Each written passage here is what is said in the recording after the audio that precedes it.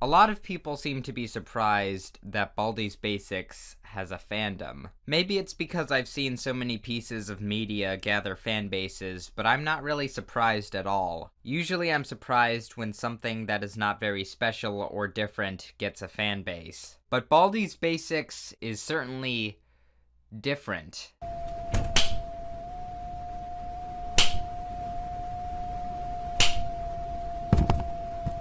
And one could call it special in its own way. However, I'm pretty sure that no one is surprised about this episode of Browsing Deviantart, since you guys have been requesting it so much. Also, people keep saying that the fan base is already toxic, but I personally haven't seen any of that, just some people making stupid jokes. But enough keeping you waiting, let's get into it.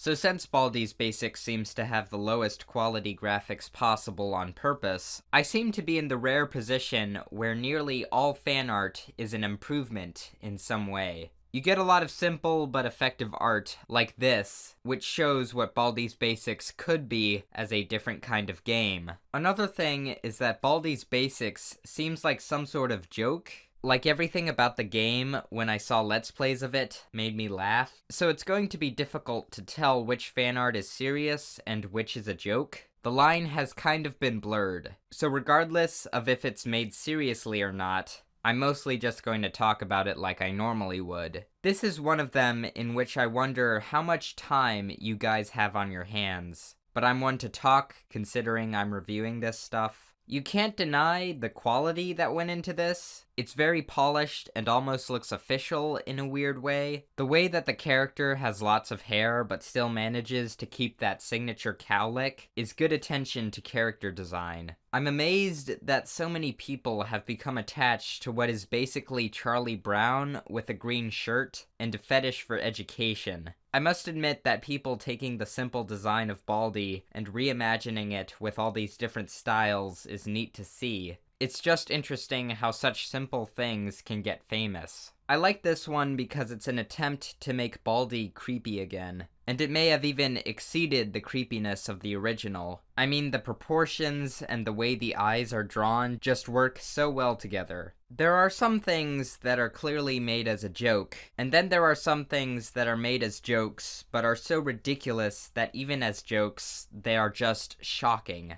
This is one of those things. Everything from the long pointy arms to the bulge jumps out at you. Then of course, we have more vor.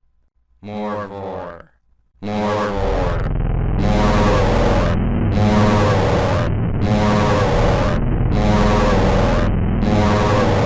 I think I'm finally starting to lose my mind, guys. I think my favorite thing about this is the title, Baldi's Basics in Vor and Consumption.